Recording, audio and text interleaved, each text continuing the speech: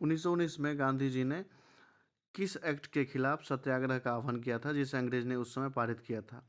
तो 1919 में गांधी जी ने रॉलेट एक्ट के अगेंस्ट में सत्याग्रह का आह्वान किया था। रॉलेट एक्ट के अकॉर्डिंग ब्रिटिश ऑफिसर इंडियन को बिना किसी ट्रायल के जेल में रख सकते थे। तो इसका फर्स्ट ऑप्शन करेक्ट। क्वेश्चन है the dot dot lies above the stratosphere which extend up to a height of 80 kilometre. इसमें से कौन सा स्ट्रेटोस्फेयर से ऊपर है? तो सबसे पहले है ट्रोपोस्फेयर, उसके बाद आता है स्ट्रेटोस्फेयर, उसके बाद आता है मेसोस्फेयर, फिर आइनोस्फेयर। तो स्ट्रेटोस्फेयर से ऊपर है मेसोस्फेयर। बी ऑप्शन इसका करेक्ट है। मेसोस्फेयर का हाइट 80 किलोमीटर बताया है इसमें। स्ट्रेटोस्फेयर का हाइट 50 किलोमीटर तक है। इसको समताप मंडल बोलते हैं। ट्रोपोस्फेयर को क्षोभ मंडल बोलते हैं। तो सेकंड ऑप्शन इसका करेक्ट। क्वेश्चन है who raise the slogan freedom is my birth right and I shall have it. ये बीजी तिलक, बाल गंगाधर तिलक ये नारा दिए थे, स्वराज मेरा जन्मसिद्ध अधिकार है और मैं इसे लेकर रहूंगा। इसका first option correct. Static G का क्वेश्चन है who was the first lady जज of supreme court in India. ये फातिमा बीबी हैं, फर्स्ट लेडी जज of supreme court of India. सर्वोच्च न्यायालय की पहली महिला न्यायाधीश फातिमा बीबी। फोर्थ ऑप्शन इसका करेक्ट है। क्वेश्चन है Gandhi ji arrived in India in from South Africa. Gandhi ji दक्षिण अफ्रीका से भारत कब पहुंचे? तो ये 9 जनवरी 1915 को पहुंचे थे। इसी 9 जनवरी के उपलक्ष्य में हम लोग NRI डे मनाते हैं 9 जनवरी को। तो थर्ड ऑप्शन इसका करेक्ट है। क्वेश्चन है who is regarded as founding father of modern economics. ये एडम स्मिथ को बोला जाता है मॉडर्न इकोनॉमिक्स का फाउंडिंग फादर।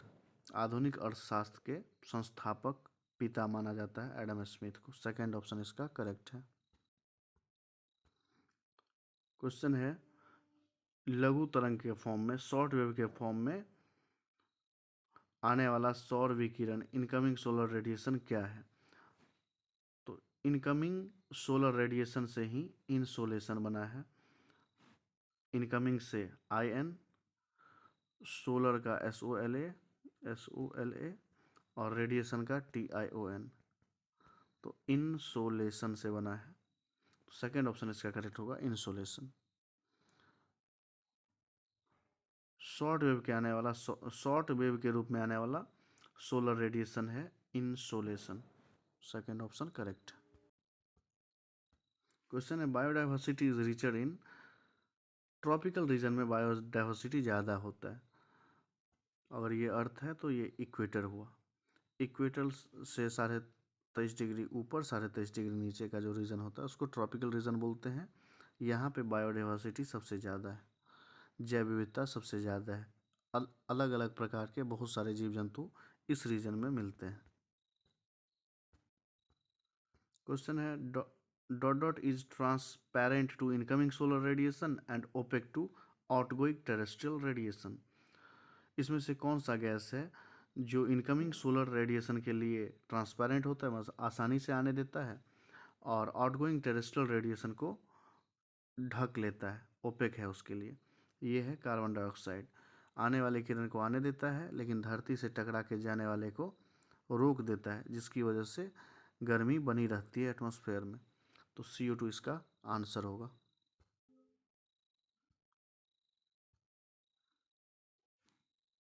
क्वेश्चन है the method of sowing seeds in jhum cultivation is known as.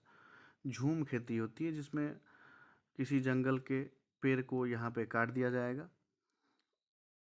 उसको उसमें आग लगा दिया जाता है और वहाँ पे खेती की जाती है। 3-4 साल तक लगातार वहाँ खेती की जाती है। जब उसकी ज़मीन की उर्वरता ख़त्म हो जाती है तो वहाँ वैसे ही छोड़ दिया जाता है और फिर कहीं दूसरे जगह जाके फिर से पेड़ को काट करके खेती की जाती है। तो इसको जूम कल्टीवेशन बोलते हैं और उसमें जो बीज बोने की विधि है इसको ब्रॉडकास्टिंग बोलते हैं। तो इसका फर्स्ट ऑप्शन करेक्ट होगा। ये जनरली नॉर्थ ईस्ट स्टेट में देखने को मिलता है झूम खेती। क्वेश्चन है who is the chairman of central Hindi committee. तो सेंट्रल हिंदी कमेटी के चेयरमैन होते हैं प्राइम मिनिस्टर। अगर अगर पूछता कि संसदीय राजभाषा समिति के चेयरमैन कौन होते हैं तो गृह मंत्री होते हैं। तो इसका थर्ड ऑप्शन करेक्ट होगा क्योंकि ये सेंट्रल हिंदी कमेटी पूछा है। दोनों में कन्फ्यूज़न नहीं होना चाहिए। सेंट्रल हिंदी कमेटी प्रधानमंत्री चेयरमैन होते हैं। संसदीय राजभाषा समिति गृह मंत्री उसके चेयरमैन होते हैं। क्वेश्चन है what is the market value of all final goods and service produce with in a domestic territory of country measured in a year. ये जीडीपी का डेफिनेशन ऊपर लिखा हुआ है कि एक वर्ष में नापे गए देश के घरेलू क्षेत्र के भीतर उत्पादित सभी फाइनल वस्तुओं और सेवाओं का बाजार मूल्य। तो इसका जीडीपी करेक्ट आंसर होगा थर्ड। ग्रॉस डोमेस्टिक प्रोडक्ट इसका आंसर होता है जो किसी कंट्री के बाउंड्री के अंदर एक साल में जितने गुड्स एंड सर्विस हुए उसके जो फाइनल प्राइस होता है उसको जो काउंट किया जाता है उसको जीडीपी बोलते हैं। तो इसका थर्ड ऑप्शन करेक्ट है। क्वेश्चन है basic structure of constitution can be changed by. Basic structure of constitution को कोई भी चेंज नहीं कर सकता है। तो none of the above option are correct. ये इसका सही होगा आंसर। केशवा भारती केस में ऐसा हुआ था कि सुप्रीम कोर्ट डिसीजन दिया था कि बेसिक स्ट्रक्चर ऑफ कॉन्स्टिट्यूशन को कोई भी चेंज नहीं कर सकता है। क्वेश्चन है dot dot document is not covered under section 33 of the official language act 1963। तो राजभाषा अधिनियम 1963 के धारा 3(3) के अंतर्गत 14 डॉक्यूमेंट है जिसको दो भाषा में लिखा जाना होता है। तो उसमें जनरल ऑर्डर होगा, नोटिफिकेशन है, प्रेस रिलीज है, रिप्रेजेंटेशन कहीं भी मेंशन नहीं है। तो ये उसके अंडर कवर नहीं है। तो फोर्थ इसका आंसर होगा। क्वेश्चन है dot was the first major victory of East India Company won in India. पहली मेजर विक्ट्री कब हुआ था ईस्ट इंडिया कंपनी का। ये हुआ था बैटल ऑफ पलासी जो 1757 में हुआ था। रॉबर्ट क्लाइव लड़ा था। उससे अंग्रेज़ों का मनोबल बढ़ गया और वो फिर लड़ाई जीतते चला गया। फिर इलाहाबाद संधि जो 1765 में हुआ था उसको दीवानी का अधिकार प्राप्त हो गया। यहीं का पैसा वो यहीं से पैसा लेता था और सारे ऑफिसर्स को उसी पैसे से सैलरी देता था। इवन पैसा एक्सेस पैसा वो बाहर भी भेजता था, इंग्लैंड भी भेजता था। तो सबसे पहली जीत लेकिन उसकी हुई थी बैटल ऑफ पलासी में।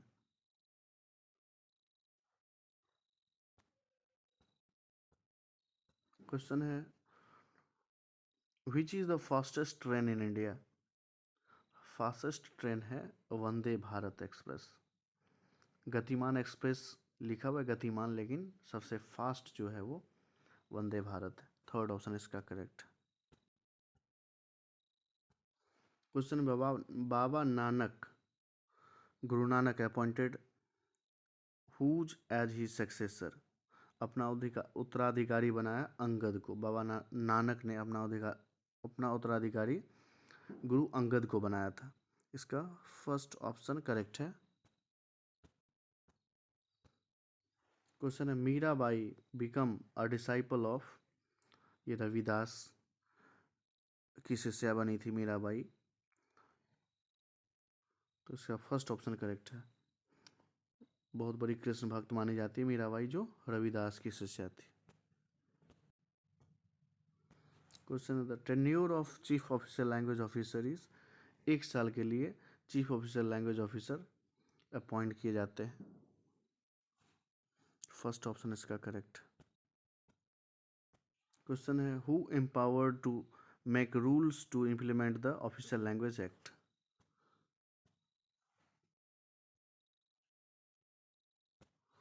ऑफिशियल लैंग्वेज एक्ट में रूल बनाने का अधिकार सेंट्रल गवर्नमेंट को है।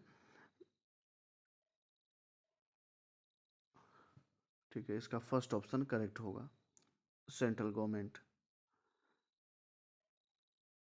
3 टाइप की सूची होती है, केंद्रीय सूची, राज्य सूची और समवर्ती सूची। तो ये केंद्रीय सूची में आता है, फर्स्ट ऑप्शन इसका करेक्ट होगा। क्वेश्चन है vice president is elected for. Vice president 5 साल के लिए इलेक्ट होते हैं, तो सेकंड ऑप्शन इसका करेक्ट होगा, 5 ईयर। राज्यसभा का मेंबर 6 साल के लिए चुने जाते हैं, लेकिन वाइस प्रेसिडेंट जो है वो 5 साल के लिए नियुक्त होते हैं। क्वेश्चन है the constitution of India vest the executive power of the union formally in. Formally ये राष्ट्रपति के हाथ में रहता है। एग्जीक्यूटिव, जल सेना, थल सेना, वायुसेना सबका चीफ एग्जीक्यूटिव पावर जो है वो राष्ट्रपति के अंदर रहता है। फर्स्ट ऑप्शन इसका करेक्ट होगा क्योंकि ये फॉर्मली लिखा है। क्वेश्चन है on 8 April 1929 who through a bomb in the central legislative assembly. Central legislative assembly में भगत सिंह और बटुकेश्वर दत्त ने बम फेंका था। इसका थर्ड ऑप्शन करेक्ट है। क्वेश्चन है the Gonds were are found in state of. Gond जनजाति जो है वो एमपी, महाराष्ट्र और आंध्र प्रदेश तीनों जगह पाए जाते हैं, तो फोर्थ ऑप्शन इसका करेक्ट होगा। क्वेश्चन है which is the energy required to change a substance to a higher state of matter। उच्च अवस्था बदलने के लिए आवश्यक ऊर्जा होती है, उसको बोलते हैं लेटेंट हीट, गुप्त उष्मा होती है। जैसे हम टेम्परेचर बढ़ाते हैं, जैसे हीट देते हैं किसी भी चीज़ में तो उसका टेम्परेचर बढ़ता है, फिर से हीट देते हैं तो टेम्परेचर कांस्टेंट हो जाता है। ये कांस्टेंट टेम्परेचर उसके फेज चेंज करने में काम आता है, उसकी अवस्था बदलने में काम आता है। इसको लेटेंट हीट या गुप्त उष्मा कहते हैं। सेकेंड ऑप्शन इसका करेक्ट।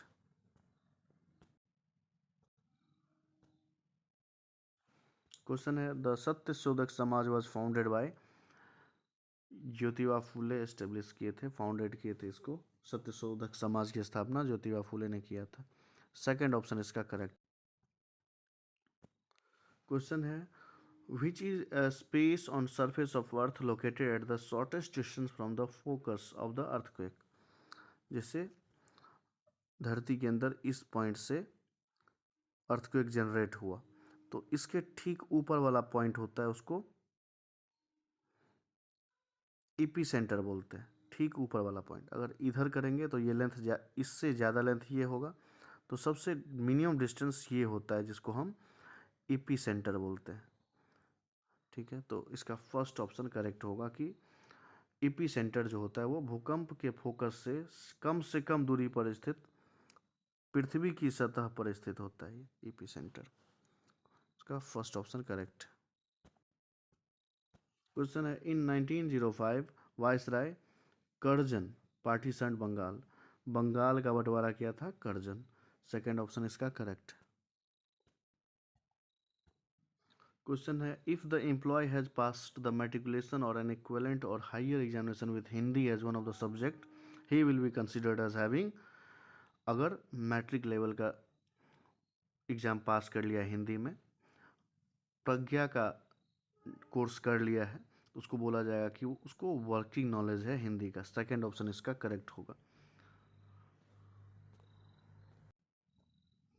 फिर से वही क्वेश्चन आ गया कि passing the Pragya examination conduct under the Hindi teaching scheme of the central government makes the employ. उसको हिंदी का कार्य साधक ज्ञान रखने वाला माना जाएगा। सेकेंड ऑप्शन करेक्ट है इसका।